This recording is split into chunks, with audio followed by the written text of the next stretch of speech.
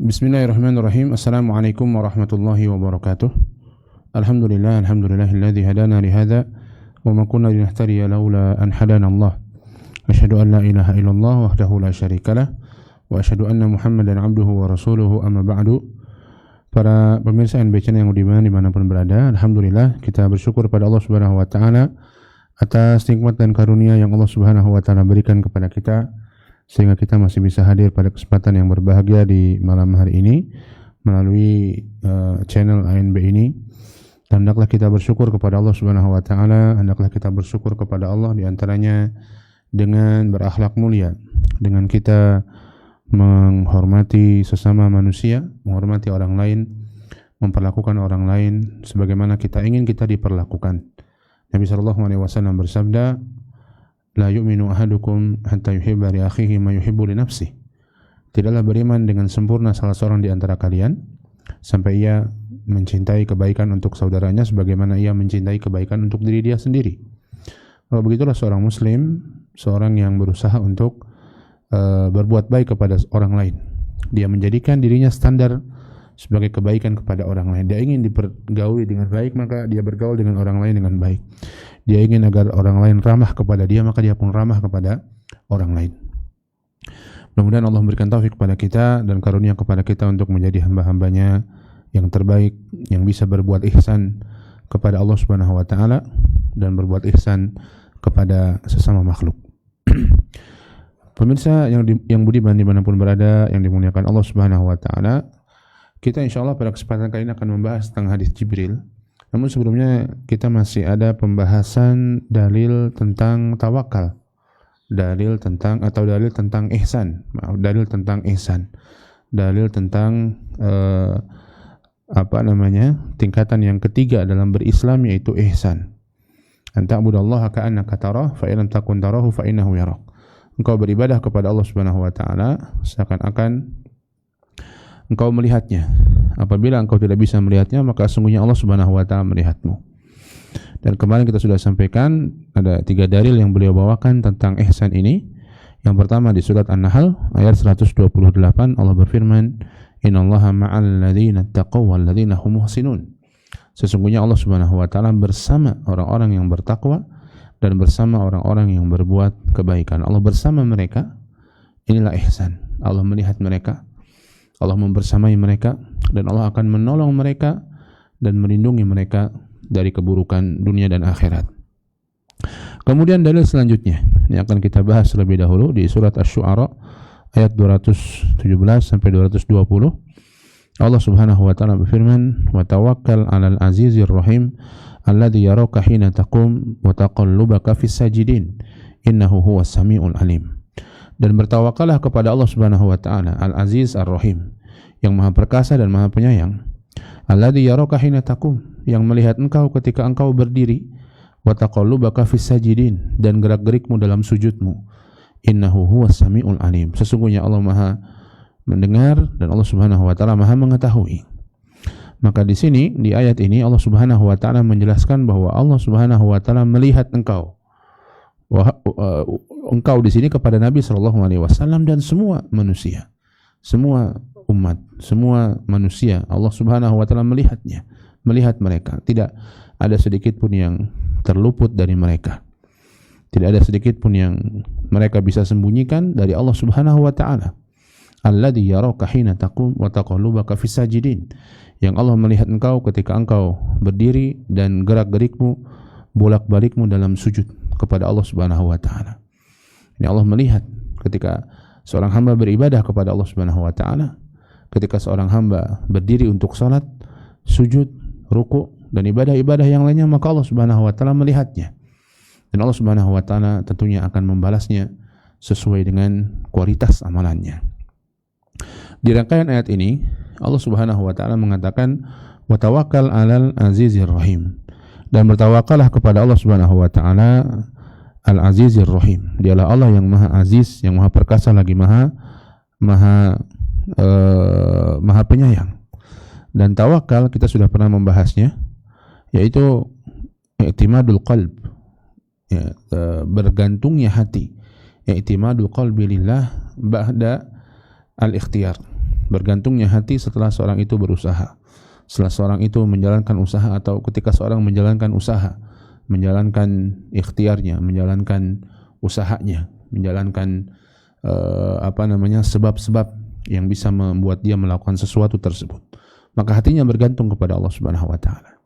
Inilah tawakal, dan Allah memerintahkan kita bertawakal, menggantungkan hati kita kepada Allah. Alal Azizir Rahim, kepada Allah Subhanahu wa taala, Al-Aziz Ar-Rahim. Di sini disebutkan dua nama Allah Subhanahu wa taala, Al-Aziz Ar-Rahim. Al-Aziz maknanya adalah la yaghlibuhu ahad. Tidak ada satupun yang bisa melawan Allah Subhanahu wa taala. Tidak ada satupun yang bisa melawan Allah. Ar-Rahim artinya yang Maha Penyayang. Al-Aziz Ar-Rahim. Ya, kenapa disebutkan dua nama ini?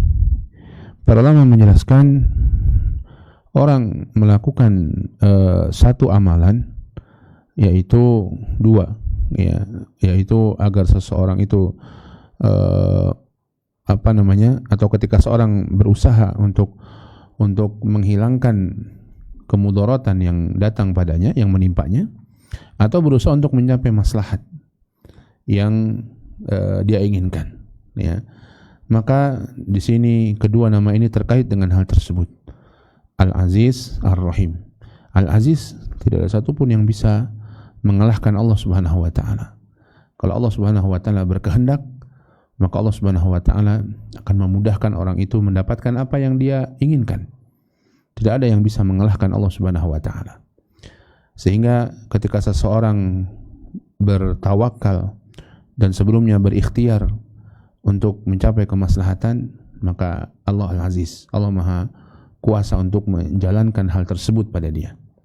Sebagaimana ketika seseorang berikhtiar dan kemudian bertawakal untuk menghilangkan kemudaratan pada dirinya, mungkin dia sakit, mungkin dia mendapatkan musibah, mungkin dia sedih dan lain sebagainya, maka tawakallah kepada Allah dalam menghilangkan sakit tersebut dari dirinya, kesedihan, kerugian dan lain tersebut, dan lain-lain hal dari dirinya. Dan ingatlah bahwa Allah Ar-Rahim, bahwa Allah Maha Penyayang atas hamba-hambanya. Allah akan memberikan rahmat dan kasih sayang kepada hamba-hambanya yang menjalani ujian dengan benar, dengan sabar, dan berikhtiar dengan halal, dan kemudian bertawakal kepada Allah Subhanahu wa taala. Maka inilah Allah Subhanahu wa taala menyebut wa tawakkal 'alal azizir rahim. Bertawakallah kepada Allah, yaitu Allah menyebut namanya Al-Aziz Ar-Rahim, yang Maha perkasa dan yang Maha pemurah dan yang Maha kasih sayang. Maha perkasa, ketika seseorang menginginkan sesuatu kebaikan, Allah lah yang membuat dia. Kalau tidak ada yang bisa menghalangi ketika Allah berkehendak. Sebagaimana kalau Allah tidak berkehendak pun tidak ada yang bisa menghalanginya. Maka ketika seseorang mendapatkan sesuatu yang dia inginkan, alhamdulillah, bersyukurlah kepada Allah. Dan ketika seseorang tidak mendapatkan sesuatu yang dia inginkan, maka bersabarlah. Yakinlah bahwa itu takdir Allah, dan yakinlah bahwa itu yang terbaik dari Allah Subhanahu wa taala kepada dirinya. Husnudzonlah kepada Allah Subhanahu wa taala. Dan kemudian Ar-Rahim, ketika seseorang berusaha untuk berikhtiar untuk menghilangkan keburukan dari dirinya, menghilangkan penyakit, menghilangkan mungkin kefakiran dan lain sebagainya, dia berikhtiar, maka yakinlah bahwa Allah Ar-Rahim. Allah akan memberikan rahmatnya kepada hamba-hambanya yang senantiasa berikhtiar dalam kebaikan dan senantiasa bertawakal kepada Allah Subhanahu wa taala. Dalam ayat yang Allah mengatakan wa tawakkal 'alal hayyil ladzi la yamut, dan bertawakallah kepada Al-Hayyu, yang Maha Hidup, yang tidak mati. Ini juga subhanallah. Maka bertawakallah kepada Allah yang Maha Hidup. Allah itu Maha Hidup dan tidak mati. Jangan bertawakal kepada manusia. Manusia hidup tapi nanti akan mati. Kalau sudah mati gimana mau tawakal sama yang mati? Atau jangan bertawakal kepada yang pernah hidup dan sekarang sudah mati. Ya, ada orang pernah hidup, bagaimanapun kebaikan kehidupannya, hatta Rasulullah, tidak boleh kita tawakal sama Rasulullah. Tawakal kepada Allah Subhanahu wa taala. Ya, bertawakallah kepada Allah Subhanahu wa taala yang hidup dan tidak akan mati, tidak ada matinya. Maka kepada Dialah, kepada Allah lah kita bertawakal. Karena Allah Maha Hidup dan tidak akan mati, kita akan mati.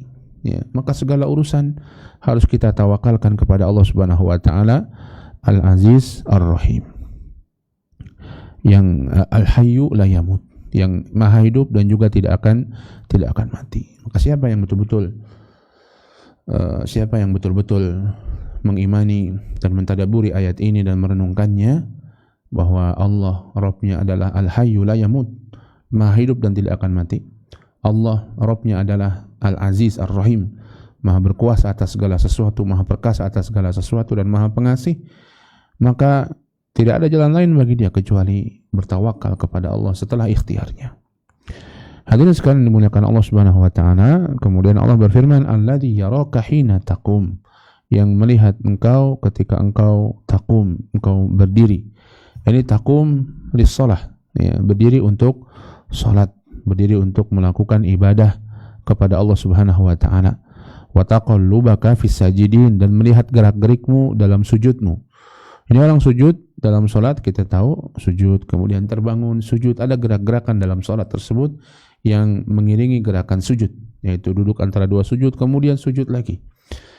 Ayat ini walaupun berkenaan dengan Nabi SAW, ini Allah melihat Nabi ketika Nabi dan perintah kepada Nabi, perintah juga kepada umatnya. Allah melihat Rasulullah ketika beliau beribadah kepada Allah dalam salatnya, dalam sujudnya. Ini juga Allah melihat semua umatnya ketika umatnya melaksanakan ibadah kepada Allah Subhanahu wa taala, dan itulah ihsan. Ketika kita beribadah kepada Allah, berbuat kebaikan, maka merasa dilihat oleh Allah, ya, atau seakan-akan melihat Allah Subhanahu wa taala. Kalau tidak, merasa dilihat oleh Allah Subhanahu wa taala. Wa taqallubaka fis sajidin, dan gerak-gerikmu dalam sujudmu dikhususkan di sana. Selain salat dikhususkan sujudnya, karena memang sujud ini adalah gerakan yang paling penting dalam salat. Ya, bagian dari rukun salat, gerakan yang paling penting dalam salat, satu posisi di mana seorang hamba paling dekat dengan Allah Subhanahu wa taala. Maka disunahkan untuk memperbanyak doa ketika seseorang sujud. Dan sujud ini gerakan yang menghinakan, dan kita tidak boleh melakukannya kecuali hanya kepada Allah Subhanahu wa taala. Ya, gerakan penghinaan diri, tidak boleh menghinakan diri kepada makhluk, dan hanya boleh dilakukan kepada Allah Subhanahu wa taala. Innahu huwas samiul alim. Sesungguhnya Allah Subhanahu wa taala Maha mendengar dan Maha mengetahui. Subhanallah. Allah Maha mendengar semua suara-suara, Allah Maha mengetahui kondisi kita. Dan inilah nama-nama Allah yang perlu kita pahami sehingga timbul sikap ihsan dari diri kita. Sikap ihsan, ini merasa dilihat, merasa didengar Allah, karena Allah Maha melihat, karena Allah Maha mendengar. Dalam satu hadis qudsi yang diriwayatkan Imam Muslim, Nabi SAW mengatakan, ya ibadi, lau anna awwalakum wa akhirakum wa insakum wa jinnakum kanu ala atqa qalbi rajulin wahidin minkum ma zada dzalika fi mulki syai'an. Wahai hamba-hambaku, seandainya yang pertama dari kalian sampai yang terakhir dari kalian, manusianya maupun jinnya, mereka berada di atas atau mereka memiliki hati orang-orang yang paling bertakwa di antara kalian, itu tidak akan menambah sedikit pun kemuliaanku. Ya ibadi, lau anna awwalakum wa akhirakum wa insakum wa jinnakum. Wahai hamba-hambaku, seandainya yang pertama dari kalian, yang terakhir dari kalian, manusianya dan jinnya, mereka punya hati yang paling jelek dari kalian. Ma naqasa dzalika min mulki syai'an. Itu tidak mengurangi sedikit pun dari kerajaanku. Ya ibadi, lau anna awwalakum wa akhirakum wa insakum wa jinnakum. Wahai hamba-hambaku, seandainya makhluk yang awal, yang akhir, manusia dan jin, qamu fi sa'idin wahidin, mereka semua berdiri di satu lapangan. Fasa'aluni, dan semuanya meminta kepadaku. Fa'ataitu kulla insanin mas'alatahu, semua yang minta itu aku kasihkan permintaannya. Mana qasadzalika mimma indi, itu semua tidak akan mengurangi apa yang ada pada diriku. Illa kama yanqusul mikhyatu idza udkhilal bahr, kecuali seperti berkurangnya air apabila dimasukkan jarum, diangkat jarumnya, air yang ada pada jarum itu, itulah yang Allah berikan dengan semua permintaan manusia dan jin tadi. Masya Allah. Kalau manusia dan jin berkumpul di satu lapangan, semuanya minta sama Allah, dengan bahasa masing-masing. Bahasa manusia saja banyak sekali. Bahasa jin apalagi. Masing-masing minta bahasanya masing-masing, volumenya masing-masing, orangnya masing-masing. Semuanya akan diberikan oleh Allah tepat seperti permintaannya. Mudah bagi Allah. Dan kalaupun begitu, itu hanya sedikit saja dari kekayaan Allah Subhanahu wa ta'ala yang Allah berikan kepada mereka. Allahu Akbar. Allah Maha Besar. Allah Maha Kaya. Maka jangan sampai kita sombong di hadapan Allah, sebagaimana jangan sampai kita putus asa kepada Allah Subhanahu wa ta'ala. Allah Maha Kaya. Mintalah kepada Allah segala urusan kita, segala permasalahan kita, maka Allah Maha Kaya. Pemirsa sekalian dimuliakan Allah Subhanahu wa ta'ala, demikian pula Allah As-Sami. Di sini Allah As-Sami, Maha mendengar betul-betul. Ya, bagaimana pendengaran Allah meliputi semua frekuensi suara, semua bahasa. Kita saja kalau dengar 2-3 orang ngomong sudah bingung, padahal semuanya ngomong dengan bahasa Indonesia misalnya. Ya, yang satu ngomong ini, satu ngomong sudah bingung. Apalagi 30 orang, beda-beda bahasanya. Apalagi tidak terbayangkan, manusia dan jin semuanya meminta, diberikan oleh Allah. Dan tepat, nggak ada yang salah alamat, yang mintanya makanan dikasih baju gitu, nggak akan. Ya. Dalam satu hadis juga disebutkan, ja'at imra'atun ila Nabi sallallahu alaihi wasallam fi baitihi. Datang seorang wanita kepada Nabi sallallahu alaihi wasallam ke rumah beliau.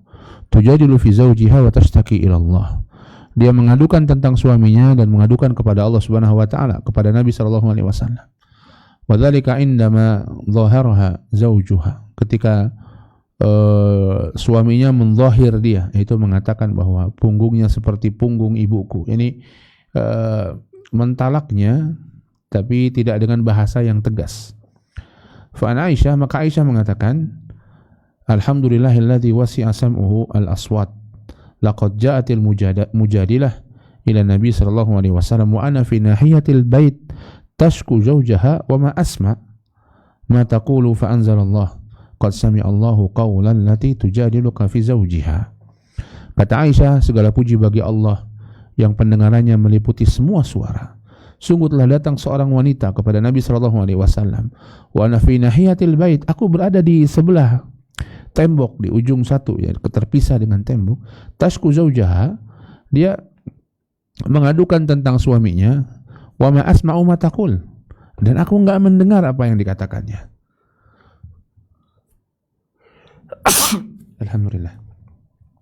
Fa anzalallahu, maka Allah menurunkan, qad sami'allahu qawlan lati tujadiluka fi zawjiha. Sungguh Allah mendengar orang yang tujadiluka, mengadukan kepada engkau tentang suaminya. Allah mendengar. Padahal Aisyah di sebelah enggak dengar. Allah dari langit ke-7 mendengar. Maka Aisyah memuji Allah Subhanahu wa ta'ala atas hal ini. Innahu huwas sami'ul alim. Alhamdulillah. Innahu huwas sami'ul alim. Allah Maha mendengar dan Maha mengetahui. Al-Alim, Allah juga Maha mengetahui apa yang sedang terjadi, apa yang telah terjadi, apa yang akan terjadi, dan apa yang akan terjadi kalau yang tidak terjadi. Subhanallah. Itulah ilmu Allah, Maha luas. Ya, yang akan terjadi diketahui, bahkan kalau yang tidak terjadi, Allah mengetahuinya.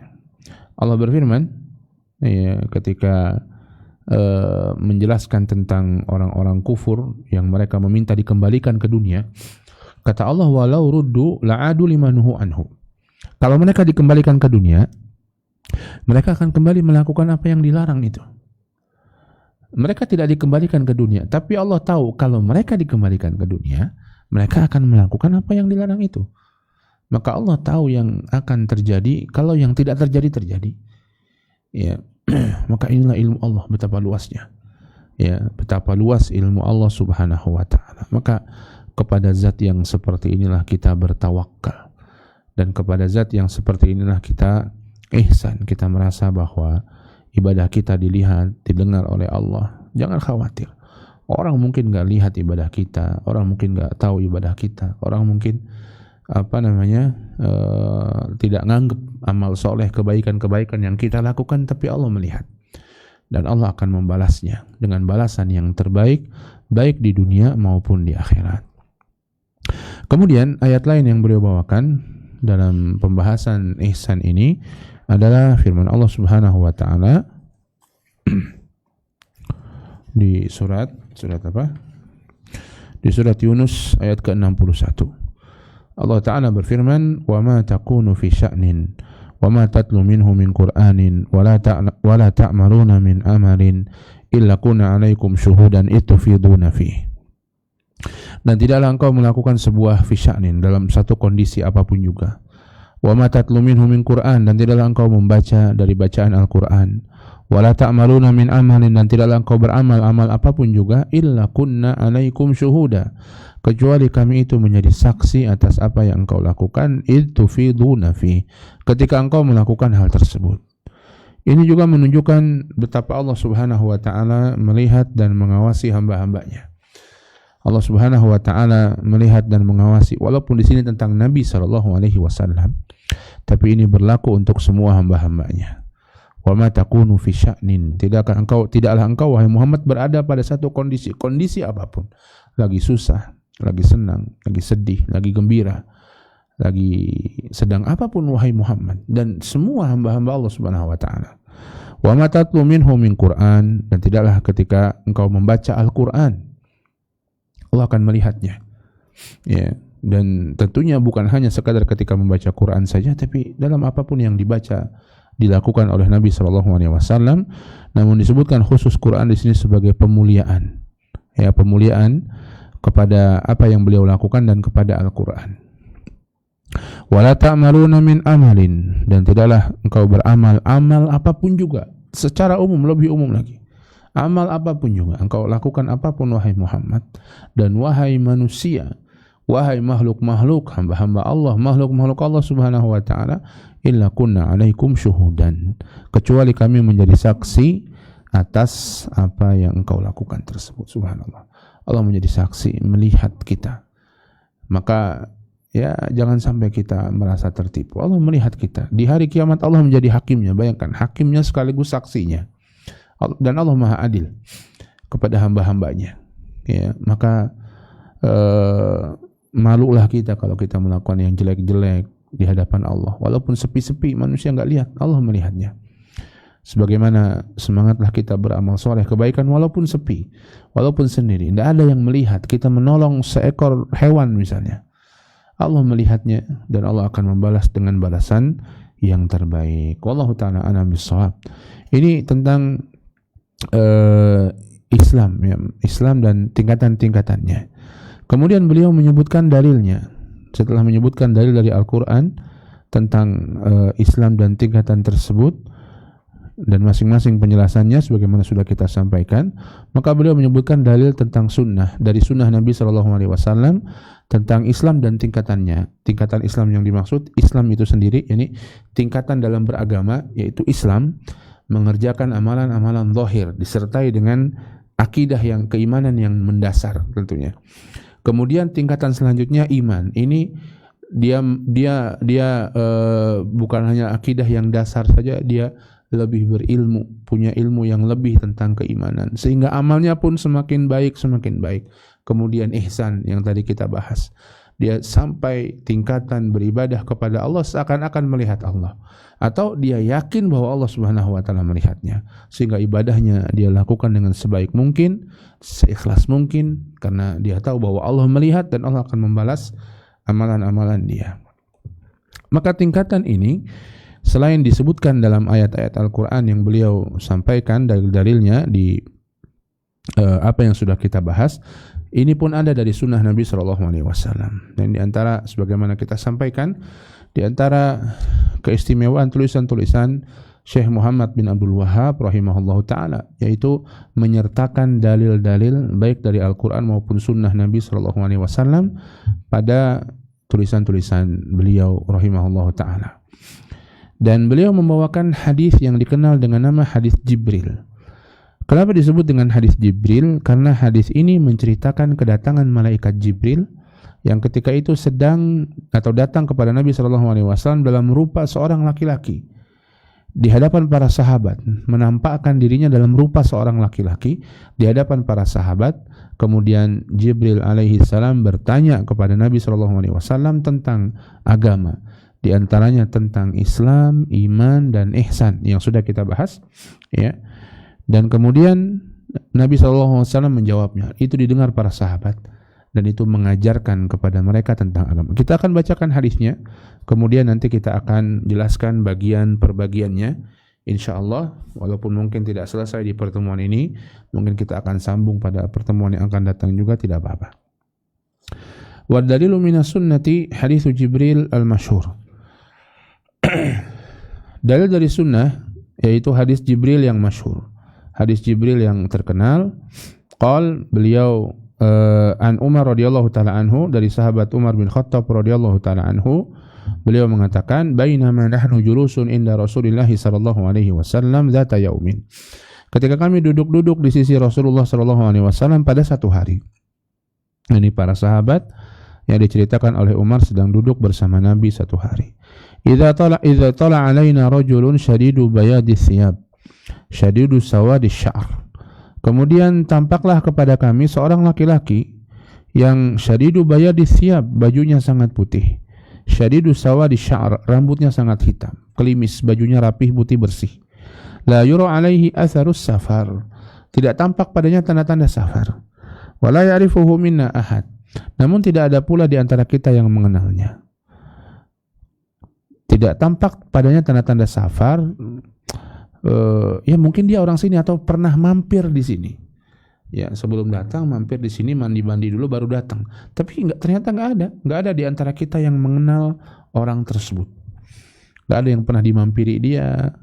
Tapi tidak dia orang jauh, seperti orang jauh. Tidak ada tanda-tanda safar. Hatta jalasa ila Nabi sallallahu alaihi wasallam. Sampai dia datang duduk di hadapan Nabi sallallahu alaihi wasallam. Fa asnada rukbatayhi ila rukbatayhi. Dan beliau, orang tersebut, menempelkan lututnya ke lutut Nabi sallallahu alaihi wasallam. Wa wada'a kaffayhi ala fakhidayhi. Dan dia meletakkan kedua tangannya di atas kedua pahanya. Kedua tangan Jibril di atas pahanya Jibril atau pahanya Rasulullah. Ya, ada tafsiran hal tersebut, ya. Jadi Jibril meletakkan tangannya di atas pahanya sendiri atau di atas paha Nabi sallallahu alaihi wasallam. Wa qala, dan dia mengatakan, ya Muhammad, akhbirni anil Islam. Wahai Muhammad, kabarkan kepadaku tentang Islam. Faqala Rasulullah sallallahu alaihi wasallam, maka Rasulullah sallallahu alaihi wasallam menjawab, al-Islamu an tashhada an la ilaha illallah wa anna Muhammadar Rasulullah. Islam itu engkau bersaksi bahwa tidak ada sesembahan yang berhak disembah kecuali Allah, dan bahwa Muhammad adalah utusan Allah. Wa tuqimas shalah, dan engkau mendirikan salat. Wa tu'tiyaz zakah, dan engkau menunaikan zakat. Wa tasuma Ramadan, dan engkau berpuasa di bulan Ramadan. Wa tahujjal bait, dan engkau berhaji ke Baitullah. In istata'ta ilaihi sabila, jika engkau betul-betul mampu melakukannya. Rukun Islam yang 5. Ya, syahadat, salat, kemudian zakat, kemudian puasa, kemudian haji ke Baitullah. Qala sadaqta, orang itu mengatakan, sadaqta, engkau benar. Fa'ajibna lahu yas'aluhu wa yusaddiquhu. Kata Umar, aku heran sama orang itu. Dia yang bertanya, dia pula yang membenarkan. Orang kan kalau nanya enggak tahu begitu ya. Tapi nanya benar. Dia nanya, kok dia yang membenarkan. Qala fa akhbirni 'anil iman. Maka kabarkan kepada aku apa itu iman. Kata malaikat Jibril tadi.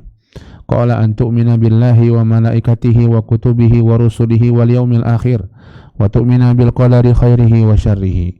Engkau beriman kepada Allah, kepada malaikatnya, kepada kitab-kitabnya, kepada rasulnya, kepada hari akhir, dan engkau beriman kepada takdir Allah yang baik maupun yang buruk.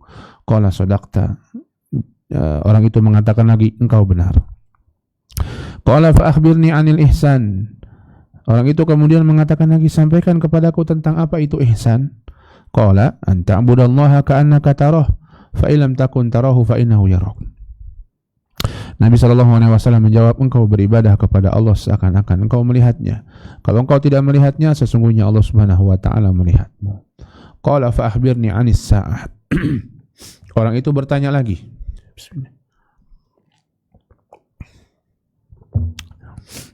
Fa akhbirni 'anis sa'ah. Sampaikan kepadaku tentang apa itu atau kapan hari kiamat. Qala, kata Nabi, mal mas'ulu anha bi'alama minas sa'il. Orang yang ditanya tidak lebih paham daripada yang bertanya. Yang ditanya Nabi SAW, yang bertanya malaikat Jibril. Beliau tidak lebih paham daripada yang nanya. Kita berdua sama-sama enggak paham. Begitu kurang lebihnya.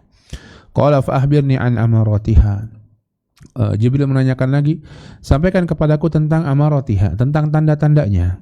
Qal antaridal ammatu rabbataha, ketika seorang budak wanita melahirkan tuannya. Budak wanita melahirkan tuannya. Ada beberapa tafsiran, di antaranya anak-anak yang durhaka kepada orang tuanya, kepada ibunya, seakan-akan ibunya menjadi seperti budaknya. Di antara tafsirannya nanti akan kita bahas lebih dalam insyaallah.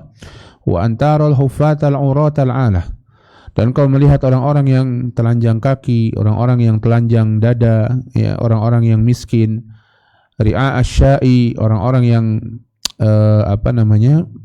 menggembalakan kambing, ya, orang-orang miskin, penggembala, yatatawwaluna fil bunyan, kemudian mereka tinggi-tinggian dalam bangunan, ya. Qal, maka Nabi mengatakan lagi, atau Umar mengatakan, famadha falabithna maliyan, maka orang itu pun pergi, kami pun terdiam beberapa saat, beberapa waktu. Faqala, maka Nabi SAW berkata, ya Umar, atadri manis sa'il, wahai Umar, tahukah siapa yang tanya tadi? Qultu Allah wa rasuluhu a'lam. Kata Umar, Allah dan Rasulnya yang lebih mengetahui. Qala hadza Jibril atakum yu'allimukum amra dinikum. Itu adalah Jibril, dia datang kepada kalian untuk mengajarkan perkara agama bagi kalian. Subhanallah. Ya, ini hadis disebut dengan hadis Jibril. Dikenal dengan nama hadis Jibril, menceritakan kedatangan Jibril kepada Nabi dan para sahabatnya. Mari sekarang kita membahas sama-sama tentang hadis ini sedikit demi sedikit, atau kata demi kata, ya. An Umar radhiyallahu taala anhu, dari Umar radhiyallahu taala anhu, dari sahabat Umar bin Khattab radhiyallahu taala anhu. Kita sudah pernah bahas sebelumnya bahwa hadis ini diceritakan oleh anak beliau, Abdullah bin Umar, dari ayahnya. Dan ceritanya, setelah Nabi SAW wafat, ada orang yang datang untuk ke Mekah, kemudian nanya sama Abdullah bin Umar bahwa di kampung kami, di tempat kami ada orang-orang yang mengingkari takdir Allah Subhanahu wa taala. Kemudian kata Ibnu Umar, demi Allah, kalau mereka masih kurang lebihnya, kalau mereka masih mengingkari dengan takdir, maka Ibnu Umar berlepas diri. Tidak ada manfaatnya mereka walaupun berinfak emas sebanyak gunung Uhud. Kemudian Abdullah bin Umar membawakan hadis ini, yang di sini disebutkan bahwa iman tentang takdir merupakan bagian dari rukun iman. Di bagian ketika Jibril bertanya tentang iman, ada iman kepada takdir.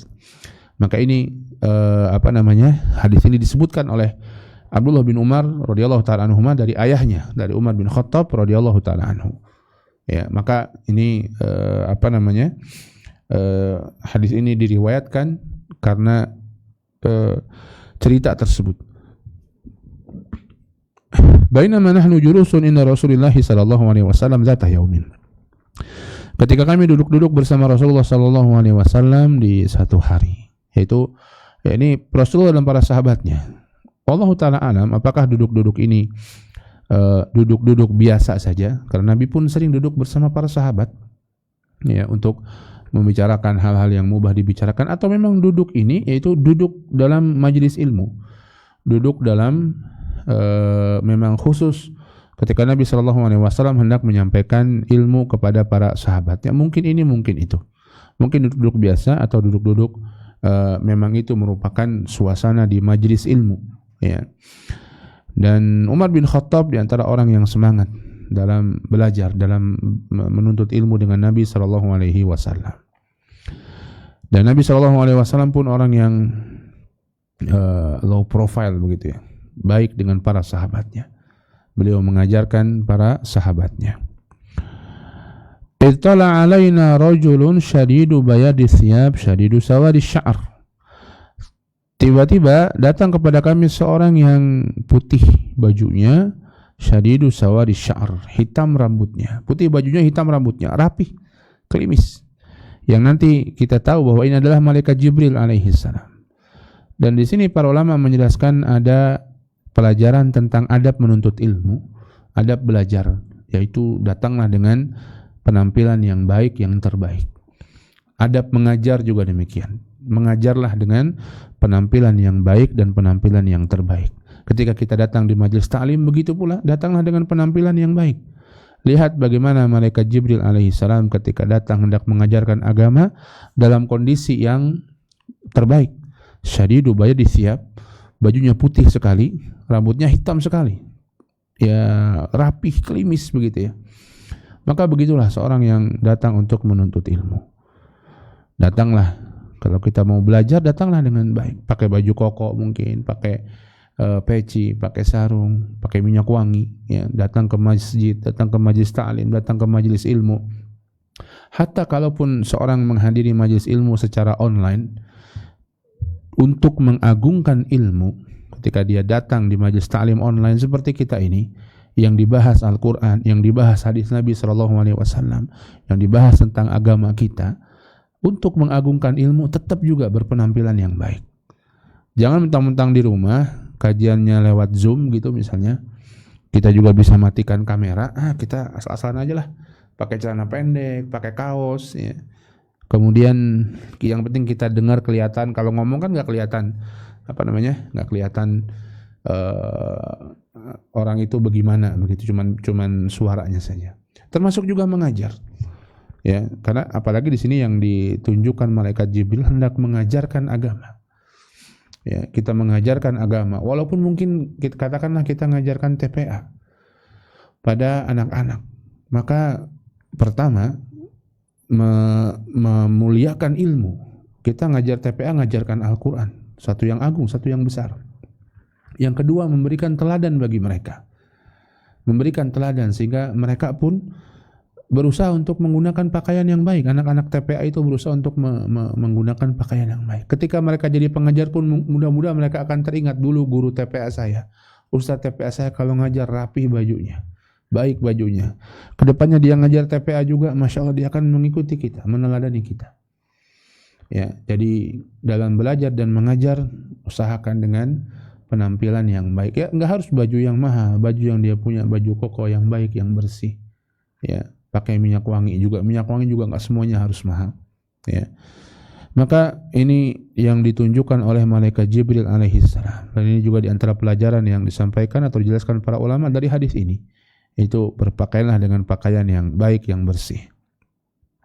La yura alaihi atharus safar wa la ya'rifuhu minna ahad. Tidak tampak padanya tanda-tanda safar. Ini tidak tampak padanya tanda-tanda safar dengan kondisi tadi. Ya, orang ini di masa lalu, ya, di masa lalu orang safar itu akan terlihat. Dia habis musafir, kotor, mukanya kotor, bajunya compang-camping mungkin. Karena menghadapi teriknya panas matahari, menghadapi gurun pasir dan lain sebagainya, namanya safar di masa lalu. Capek, lelahnya kelihatan, ya. Terlihat ada tanda-tanda safar dari wajahnya, dari penampilannya, dari kendaraannya mungkin. Kalau sekarang kan mungkin orang jauh naik mobil, naik pesawat sampai ini masih fit, masih oke, padahal sudah menempuh ratusan kilometer. Dan ini juga nikmat yang harusnya kita syukuri. Alhamdulillah kita berada di zaman di mana safar itu dimudahkan. Walaupun tetap saja yang namanya safar tetap ada kesulitan-kesulitan dan lain sebagainya, tapi safar dimudahkan. Kita mau jalan ribuan kilometer hanya beberapa jam saja dengan pesawat. Itu pun pesawatnya sudah pakai AC, ada makanan, ada minuman yang bisa kita makan dan minum. Ya paling jalan agak jauh sedikit di bandara, turun lagi pakai AC, masuk taksi lagi, dijemput lagi ke hotel lagi. Dalam keadaan bersih, sudah jalan ribuan kilo masih bersih, masih klimis. Di zaman sekarang memungkinkan, di zaman dulu nggak memungkinkan. Ya, maka satu sisi kita harus syukuri nikmat Allah Subhanahu wa taala. Ya, sehingga dalam doa safar, dalam doa naik kendaraan disebutkan dalam Al-Qur'an litastaw ala dhuhurihi tsumma tadhkuru ni'mata rabbikum idza stawaitum alaihi. Ketika engkau naik, engkau ingat nikmat Allah. Ketika engkau naik alat transportasi tersebut. Wa taqul, dan berkata subhanalladzi sakhkhara lana hadza wa ma kunna lahu muqrinin wa inna ila rabbina lamunqalibun. Maha suci Allah Subhanahu wa taala yang memudahkan kami menundukkan alat transportasi ini. Ya, wa ma kunna lahu muqrinin, dahulu kami tidak bisa melakukannya, wa inna ila rabbina lamunqalibun. Dan kita sungguh-sungguh akan kembali kepada Rabb kita. Maka ini satu hal yang perlu kita syukuri, dan mensyukurinya tentu dengan memanfaatkannya untuk kebaikan. Gunakan alat transportasi untuk yang baik-baik, untuk melakukan kebaikan dalam urusan dunia dan akhirat kita. Jangan untuk melakukan kemaksiatan. Sebagaimana juga HP ini juga nikmat sebenarnya dari Allah Subhanahu wa taala. Kita bisa belajar, kita bisa mendengarkan perkataan ulama, penjelasan ulama, ayat-ayat Al-Qur'an, hadis-hadis Nabi sallallahu alaihi wasallam, kita bisa dengarkan, bisa pelajari, bisa pahami lewat HP ini. Kalau kita manfaatkan untuk kebaikan. Tapi kalau kita manfaat untuk keburukan, dan betapa banyak orang yang melakukannya, maka ini pun bisa menjadi musibah. Hati-hati. Ya, jangan sampai kita merubah nikmat Allah menjadi musibah. La yura alaihi atharus safar. Tidak tampak baginya tanda-tanda safar. Wala ya'rifuhu minna ahad. Dan tidak ada satupun dari kami yang mengenali. Kalau tidak ada padanya tanda-tanda safar, mungkin orang sini. Atau mungkin dia safar, mampir dulu ke orang situ, ke orang Madinah, kemudian dia mandi-mandi dulu, siap-siap dulu, baru datang kepada Nabi dalam kondisi yang klimis. Tapi ternyata tidak ada. Mungkin dia orang sini, nggak ada kita yang mengenalinya. Mungkin dia mampir dulu ke rumah salah seorang penduduk Madinah, kemudian ganti baju, kemudian mandi, kemudian berpakaian yang baik, kemudian datang ke majelis Nabi SAW. Tapi nggak ada juga yang dimampiri oleh orang tersebut. Maka ini orang yang aneh, gorib, ya aneh. Dan nanti kita tahu itu adalah malaikat Jibril. Sekaligus ini pula di antara malaikat, di antara keimanan kepada malaikat, bahwa malaikat itu ada, sosoknya ada. Dia bukan, malaikat itu bukan sosok yang enggak ada sosoknya, ada sosoknya. Dia terbuat dari cahaya. Ya. Bukan sekedar bisikan-bisikan kebaikan. Ya, ada malaikat yang mencatat amal kita, malaikat Jibril. Kalau tidak ada sosoknya, bagaimana mungkin bisa menyerupai manusia? Sebagaimana di antara iman kepada malaikat, beriman bahwa dengan sifat-sifatnya yang Allah dan Rasulnya jelaskan, di antaranya malaikat itu bisa menyerupai diri menjadi manusia. Menyerupai diri menjadi manusia. Manusia yang kondisinya sesuai dengan yang dikehendaki oleh Allah Subhanahu wa taala. Ya. Dan dalam ayat-ayat dan hadis-hadis Nabi SAW, para ulama menjelaskan malaikat selalu menyerupakan diri ketika menjadi manusia menjadi sosok laki-laki.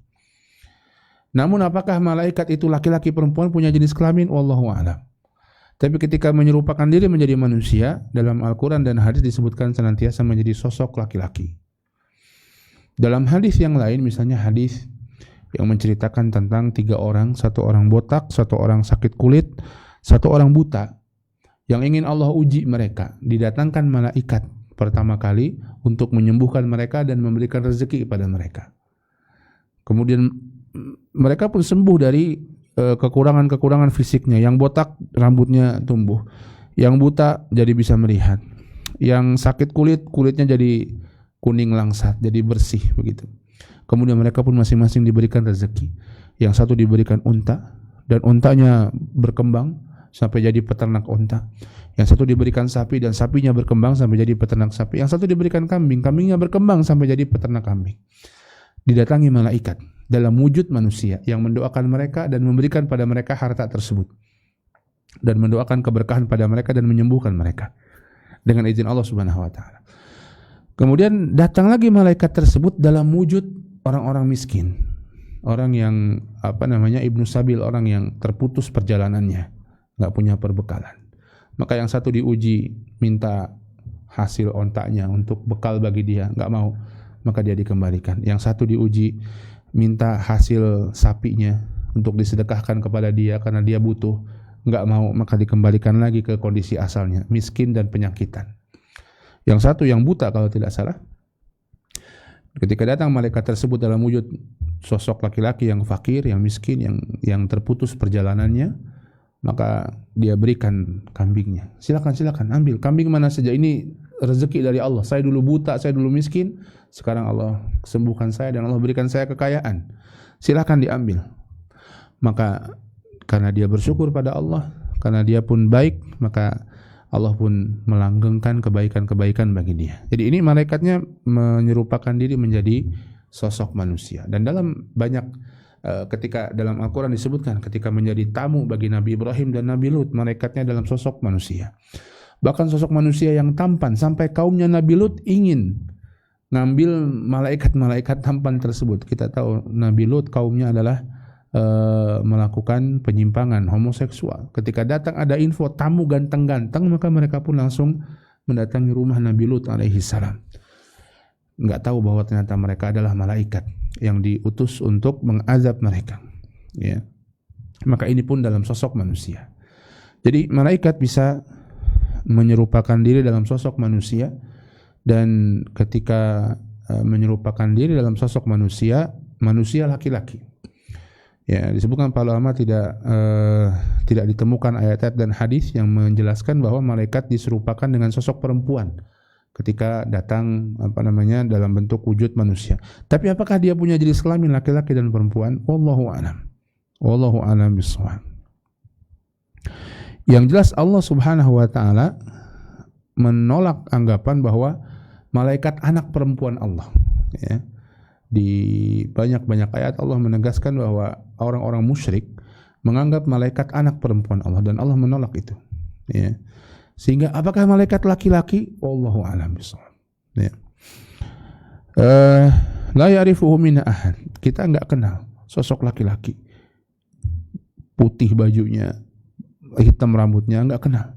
Hatta jalasa ila Nabi sallallahu alaihi wasallam fa asnala rukbatayhi ila rukbatayhi wa wada'a kaffayhi ala fakhidayhi wa qala.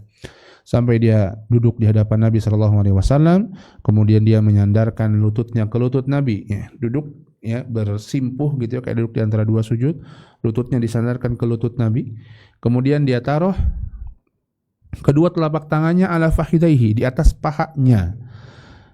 Mungkin paha di sini pahanya paha Jibril sendiri yang dalam kondisi itu menyerupakan diri sebagai sosok manusia di pahanya sendiri, atau paha Nabi sallallahu alaihi wasallam.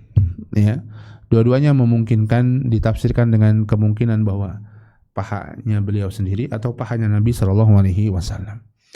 Duduk berhadap-hadapan dan kemudian terjadilah dialog, tanya jawab antara Rasulullah dengan malaikat Jibril alaihi salam. Malaikat Jibril bertanya, Nabi sallallahu alaihi wasallam menjawab. Dan di sini orang yang malaikat Jibril bertanya dan sudah paham. Rasulullah ditanya dan paham. Tapi kenapa malaikat Jibril bertanya? Karena memang bukan sekedar untuk bertanya kepada Nabi sallallahu alaihi wasallam, karena beliau tidak tahu, tapi ingin mengajarkan kepada sahabat. Yang selanjutnya sahabat akan mengajarkan kepada umat, kepada kaum muslimin, sampai hadis ini kepada kita sekarang ini. Maka ini bertanya agar orang lain paham sesuatu yang penting. Mungkin ustadznya menyampaikan sesuatu, ada yang terluput, ada satu hal yang penting untuk dibahas sama ustadz. Sebenarnya yang nanya sudah tahu jawabannya. Dia tanya agar ustadznya membahas juga, ini juga merupakan kebaikan. Ya, ini juga merupakan bagian dari menyebarkan kebaikan. Wallahu ta'ala a'lam bishawab. Ini yang bisa kita bahas dulu. Insyaallah kita akan bahas pada pertemuan yang akan datang biidznillah,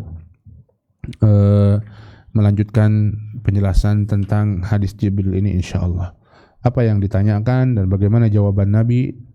Selain Islam, iman dan ihsan yang sudah kita bahas, nanti ada beberapa pertanyaan lagi tentang hari kiamat dan tanda-tandanya. Dan apa faedah-faedahnya insyaallah akan kita bahas pada pertemuan yang akan datang biidznillah. Demikian, mudah-mudahan bermanfaat bagi jamaah sekalian, bagi pemirsa sekalian. Silakan jika ada pertanyaan. Wallahu taala a'lam bishawab. Wa sallallahu ala nabiyyina Muhammadin wa ala alihi washabihi wasallam. Walhamdulillahirabbil alamin. Silakan jika ada pertanyaan.